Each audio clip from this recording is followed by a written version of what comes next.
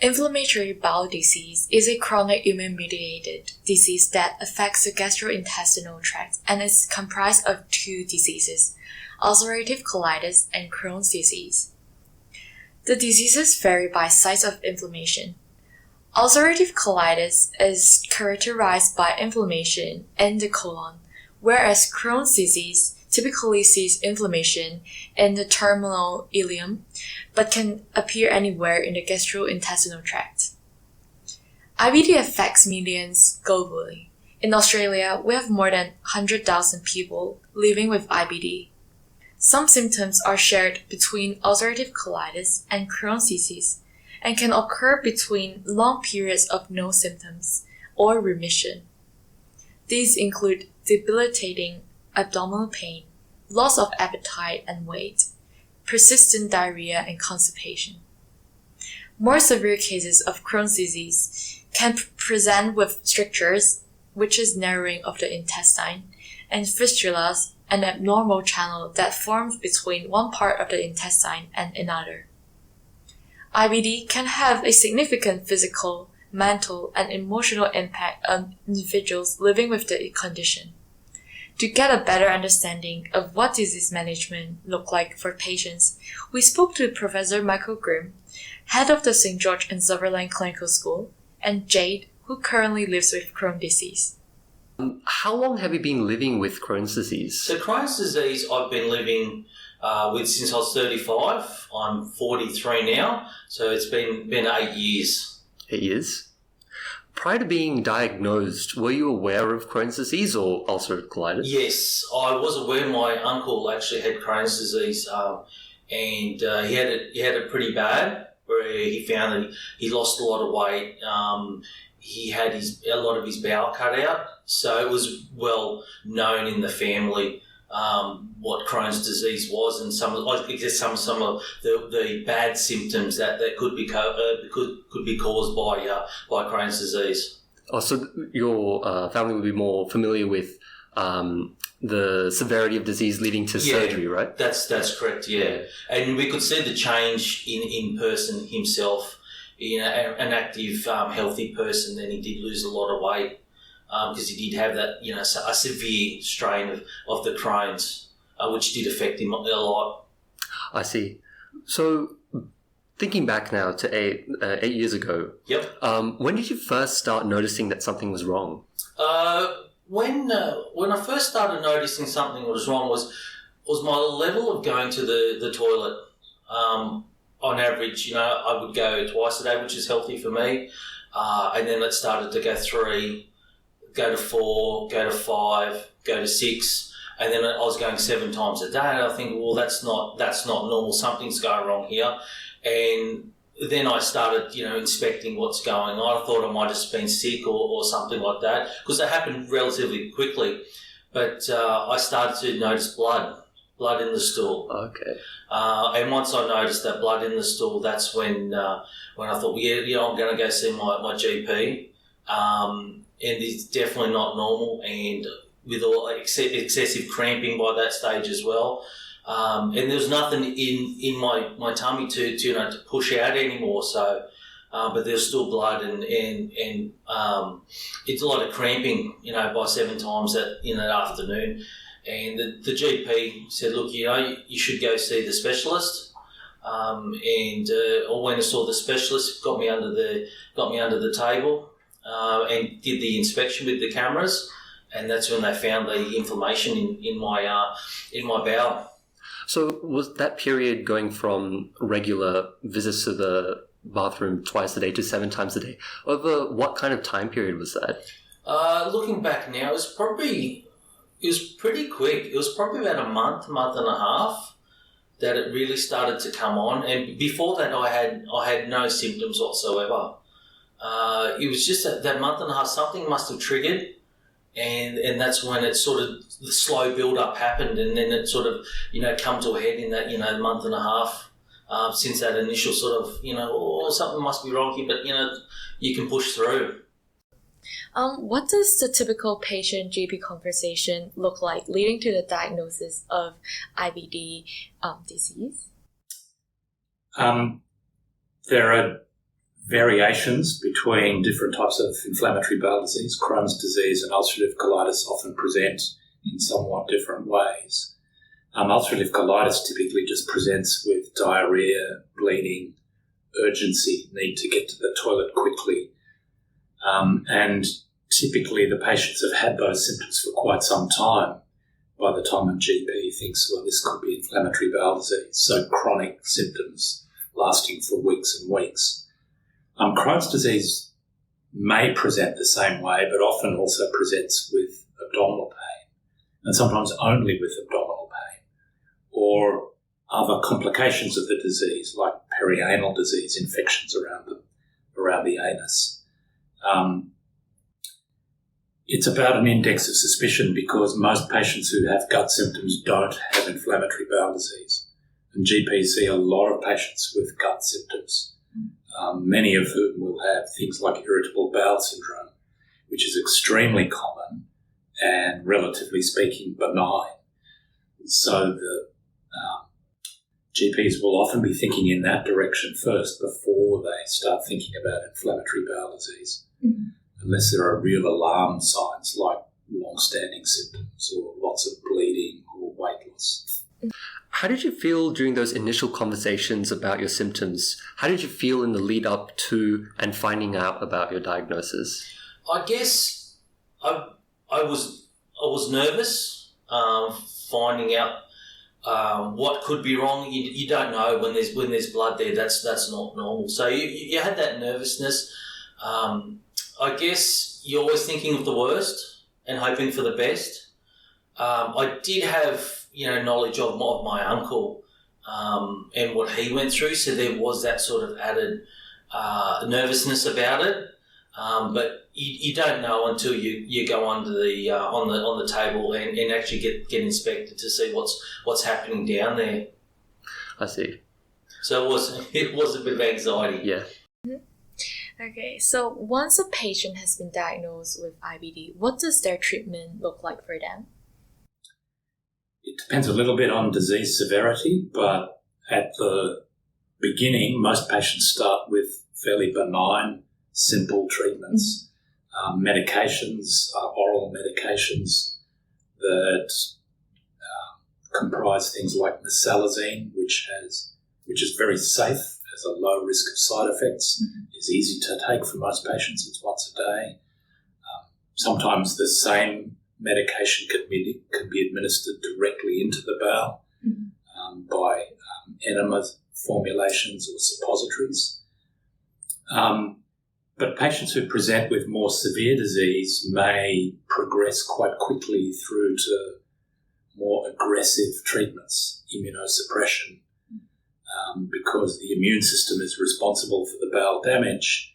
Then suppressing the immune system may become the primary goal of treatments. Those treatments are much more complex, have much more risk of side effects, and need much more education and care. Yeah. And then I sort of think of it as a third arm of medical treatments, drug treatments, is the so-called biological treatments. They're mostly injected forms of treatment. They've been on the market for relatively less time. They're very complex molecules, but extremely effective in a high proportion of patients. Some of the treatments that are offered to IBD patients include 5-ASA, tumor necrosis factor inhibitors, and Janus kinase inhibitors. They each have a different mechanism of action, but they all inhibit the immune response, which means it reduces inflammation in the gut and thereby reduces the occurrence and intensity of disease flares. They are, unfortunately, not without their limits. Patients on TNF inhibitors, for example, can develop immunogenicity, which reduces the effectiveness of the drug. Moreover, these treatments suppress inflammation rather than addresses it. What medication have you been prescribed? Okay, so from my first diagnosis, I have been on Pentasa, which is your anti-inflammatory. I haven't got a severe Crohn's level, so I do manage it just with an anti-inflammatory. I haven't had many complications with it. I've generally been able to keep it under control. I think I've had one flare-up. If I did have another flare-up, that's when I'd have to move to the immunosuppressants and that sort of medication. But with a healthier diet, bit of exercise, de-stressing less, I've been able to keep it to that manageable level. Oh, good. Is that taken orally, or do you need to go in for an injection? No, it's an oral sample. So it's just like a powder. Okay. I'll mix it in a bit of yogurt, mix in a bit of water, and have that with breakfast and food. And that I have to have that daily. So 4 milligrams daily. If I do stop that, the inflammation does build up, and by the third day I'll start to get cramping. I may see a little bit of blood, but having that 4 grams or milligrams per day, it actually keeps that inflammation right down, which is great. So you've mentioned even after starting your medication, you did experience flares occasionally. Yeah.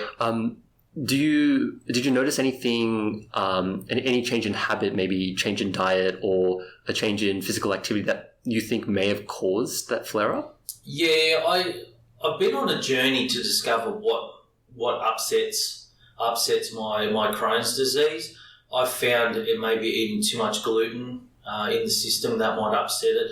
Too much lactose. Obviously, your chilies, your cabbages, anything that sort of upsets with the gas and that sort of stuff. But generally, if I eat everything healthy, like my greens and in my protein, then I can keep it pretty centered.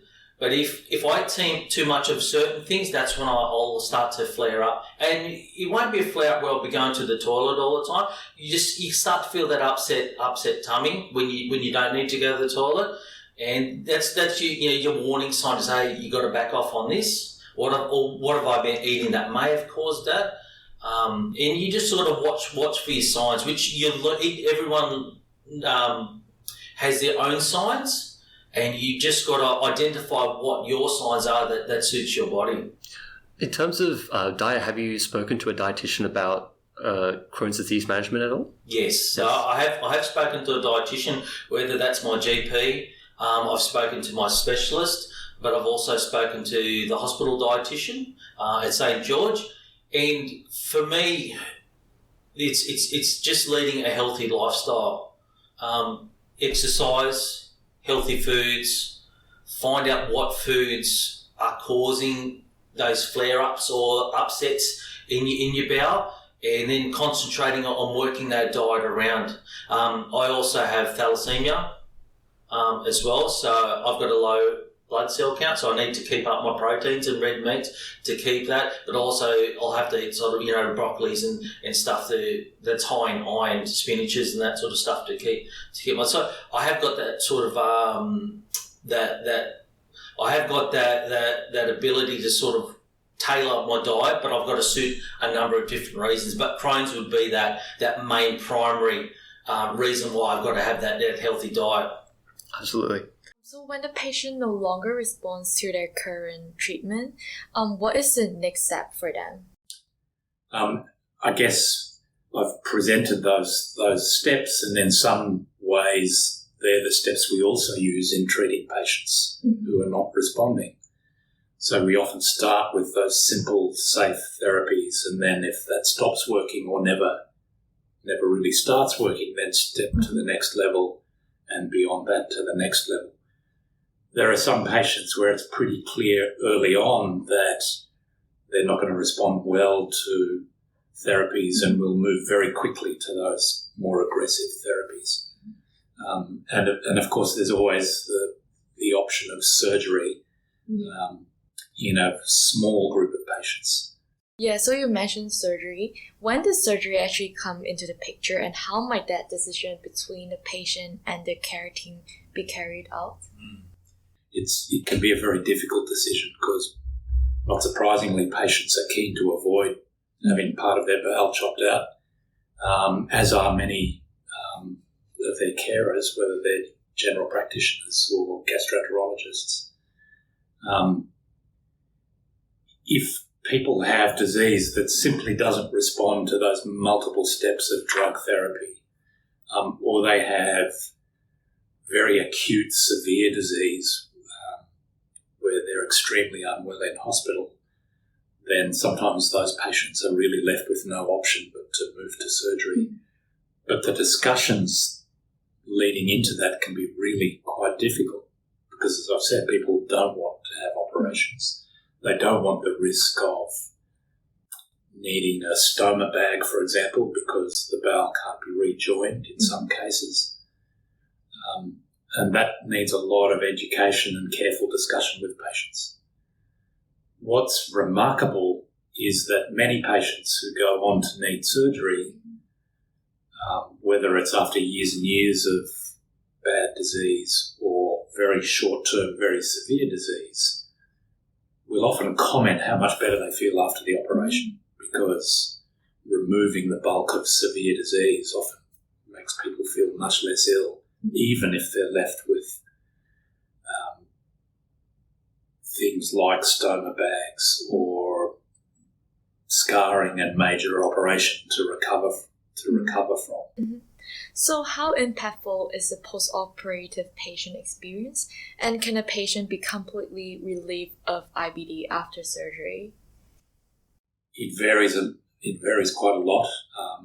The surgery for ulcerative colitis is removing the entire large intestine, and eventually, in many patients, especially younger patients, creating a new rectum and joining everything back together over a series of 2 or 3 operations over 6 to 12 months. So it's a massive undertaking. But those patients are then effectively cured, in inverted commas, of their ulcerative colitis. They no longer have a large bowel. They can't have, by definition, colitis. But they no longer have a normal bowel. So they go to the toilet multiple times a day, but they're no longer sick. So that's not normal, but they're no longer unwell. Crohn's disease can be very different. So it typically, if it leads to surgery, requires relatively smaller amounts of bowel being removed. But sometimes that needs to be done more than once. And sometimes it's done because of complications like abscesses and other infections. So it can vary everything from a quick procedure that requires 1 or 2 days in hospital through to major surgery similar to the ulcerative colitis scenario I presented a moment ago. So considering the side effects of IBD treatments, how can this information be communicated with the patients and their family? It's really critical. Education in inflammatory bowel disease is really critical. Patients have been diagnosed with what is going to be a lifelong condition. It almost always will require continuing drug therapy and monitoring and assessment, sometimes by repeated colonoscopies. Patients need to understand that this is not just about fixing their symptoms right now, but about preventing symptoms and complications in the long term. So there's an education process about the disease. There's also a very important education process about the drugs and the side effects to look out for. I use information sheets about the drugs that I give to patients. I ask them to read it, and if they want, to look up other things and to come back to me with any questions for the same reason. They really need to be comfortable with it, comfortable that they understand it. If they're going to be using a drug that is potentially toxic for the long term, education's key. So are there any other areas in disease understanding and diagnosis that you think need to be improved? There are many. We've come a long way in treatments for inflammatory bowel diseases, especially in the last 10 years. So I talked about these biological drugs, these injectable medications, very potent, very expensive, but very effective in many patients. And we've now got many of them that all work in slightly different ways. One of the problems we have now is deciding which of those is the right right one to use? We've got no way of knowing. So we tend to step through them sequentially. We need to get a better understanding of the disease and its likely effective treatments so that we can make decisions up front about which of these magic new agents is going to be the right one for this patient, rather than just picking one out of a hat and then if that doesn't work, going to the next. And when that stops working, going to the one after that. That's not ideal. And I think whether it's genetics, whether it's looking at the microbiome, whether we get more information about the patient's immune system, there's a bunch of things that we need to put together to make those decisions. Research into what causes IBD has been powered by the development of new technologies in imaging, diagnosis, genetic sequencing, and laboratory in vitro modeling. Currently, the consensus is that IBD appears to be the result of complex interactions between environmental exposures, host genetics, and the gut microbiota. The gut microbiota, in particular, has attracted much interest thanks to culture-independent identification technologies. Initial cross-sectional studies took signal time point snapshots at the gut microbiota by examining participant stool samples, but it was found that the microbiota varies in composition not just between individuals, but within an individual over time.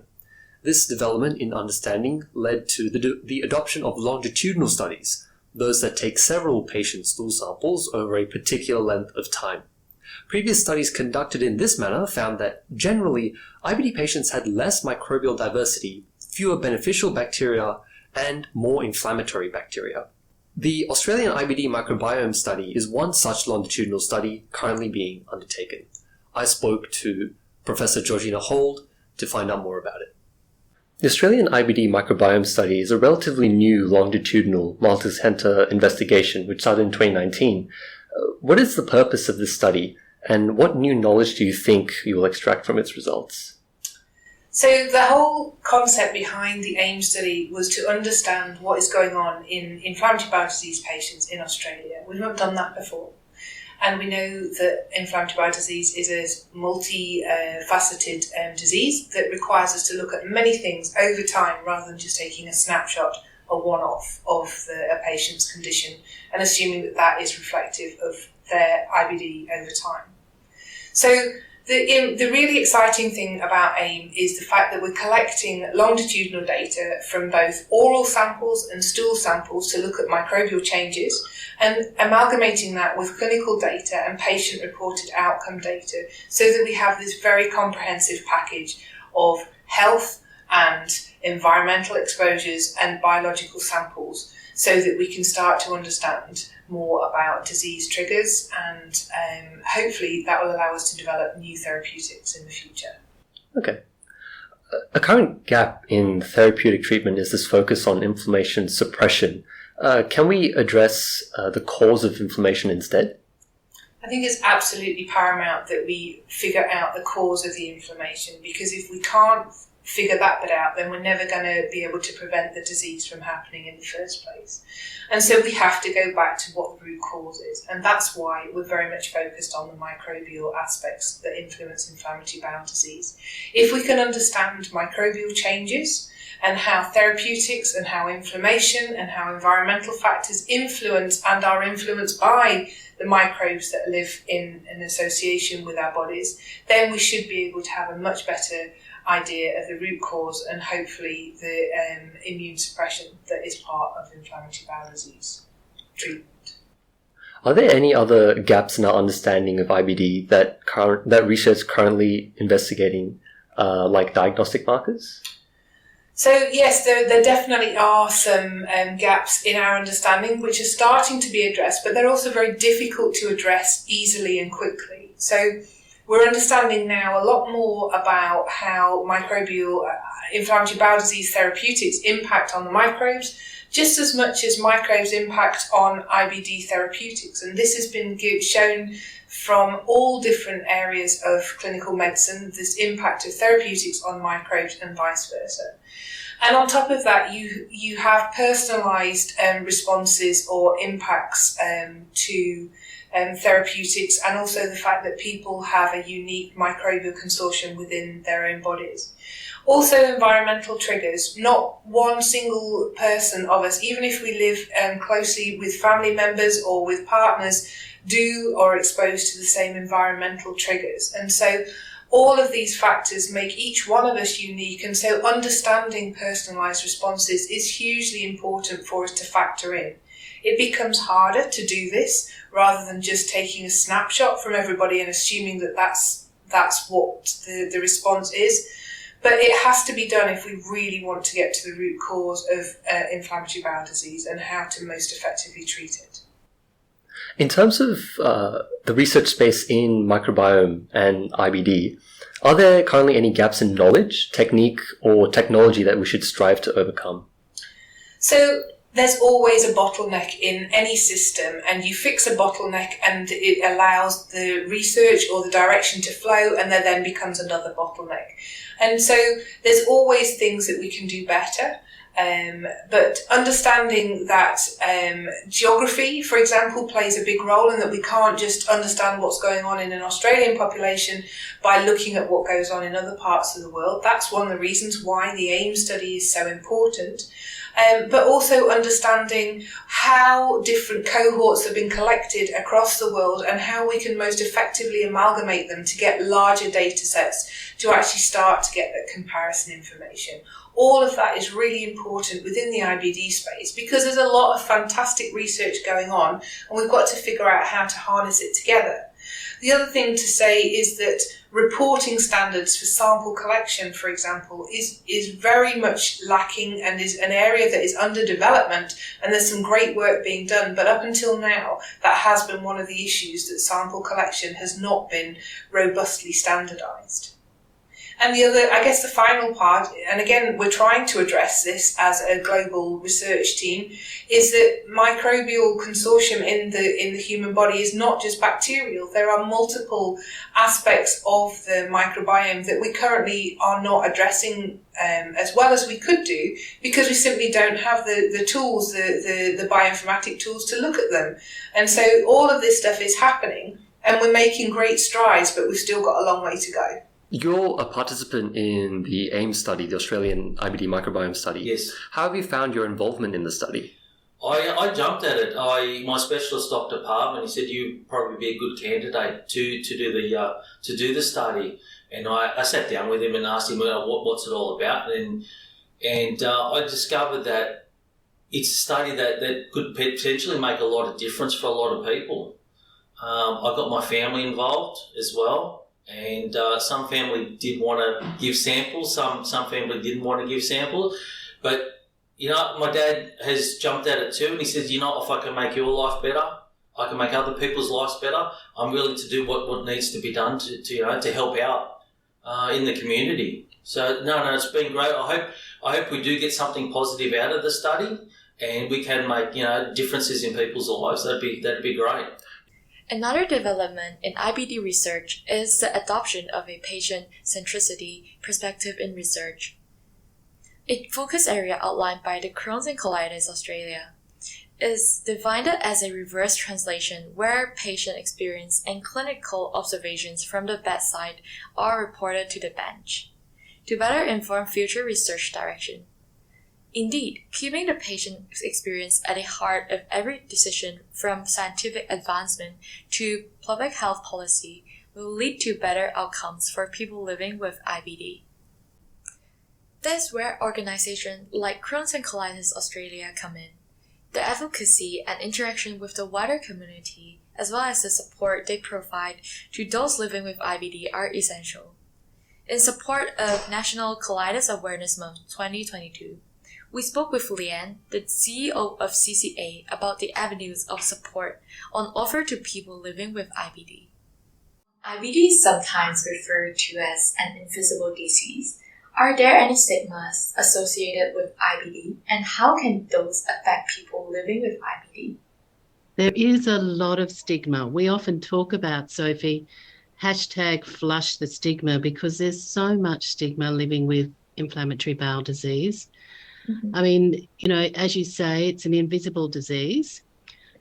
So, people often get told, oh, you look well, you look fine, but really they can't see inside. So, that's one of the problems. You've got all this awful inflammation happening in the gut, and that can't be seen from the outside. So people don't think you're unwell to start with. And also, you've got a lot of symptoms that are pretty awful, where you've got diarrhea and abdominal pain and fatigue and you can have a lot of comorbidities as well. So people can get inflammatory arthritis and a host of other things. So all of that is, a combination of stigma plus, because, how do you talk about that with people? How do you talk about the need to go to the bathroom frequently when, you've got a bit of a flare happening or starting? Or that may be your usual day. It's not easy talking about things that are below the belly button. In terms of speaking out about Crohn's disease or reaching out to be that friends, family, or people who are also suffering with IBD, how has your experience been in terms of communicating with others about your disease? I guess I keep a very open mind when it comes to. I'm not afraid of telling people that, I've got poo problems, I've got bum problems, I've got bowel problems. I guess, the stigma is that it's my bowel. It's about poo, it's disgusting and all that sort of stuff. But I keep them open mind about it, and I try to put it in a polite way to teach people what IBD sufferers go through. I have got complications from surgery, the initial surgery.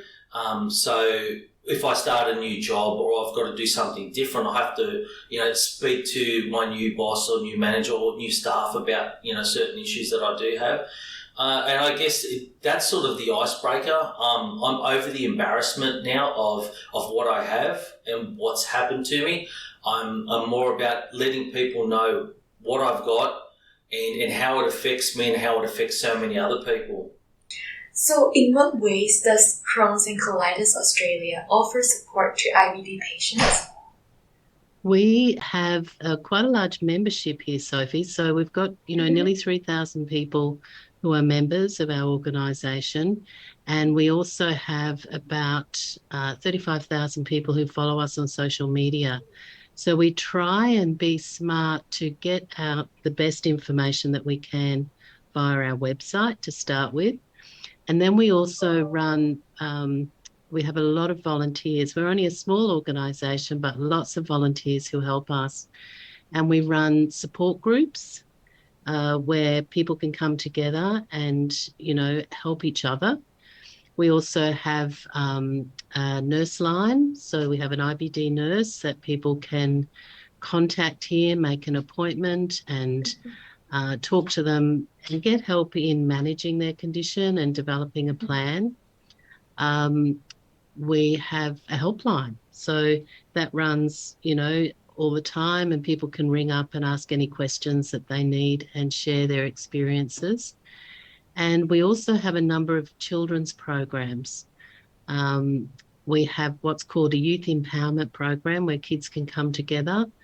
And, it's about trying to get the best information out there to people so that they can live the best life that they can. Not only supporting IBD patients, but advocating alongside them and engaging with the wider community is also at the heart of the work at CCA. What can members of the general public do to show support and improve the quality of conversations around IBD? One of the things that we started must be 4 years ago now, Sophie. We started a challenge called the Live Fearless Challenge. And it's a digital walk. So, you don't have to be physically in a place. You can do it anywhere in the country. And it's just grown and grown. And one of the things that we've found from this challenge is that it's a way of people participating in the challenge that they can do, because it's a walking challenge, or you can individualize it, personalize it to whatever you want. But it's also a way of starting conversations with other people, with friends and family, work colleagues. We have a lot of teams who are involved in the challenge every year. And last year we had over 1,000 participants. We had something like 6,000 people involved, and they walked 6.5 laps of the Australian continent. That's how many kilometres, 6.5 laps of the whole continent, including Tasmania. So from every state and territory, which was fabulous. It was the best one ever. So our Live Fearless Challenge is something that raises really good awareness, helps people to have a conversation with their support groups, so friends, family, work colleagues, and anyone that you sort of come across, you could talk about the challenge and a little bit about IBD as well. So that's a really great way of breaking down those barriers. Yeah. So how can people get involved in IBD research, and what do people expect out of those research?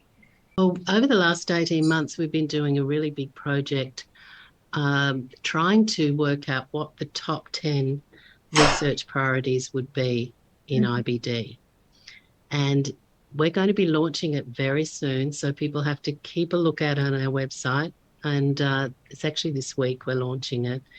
So if you go to our website, you'll see what are the top 10 projects or research areas that really we need to be focusing on.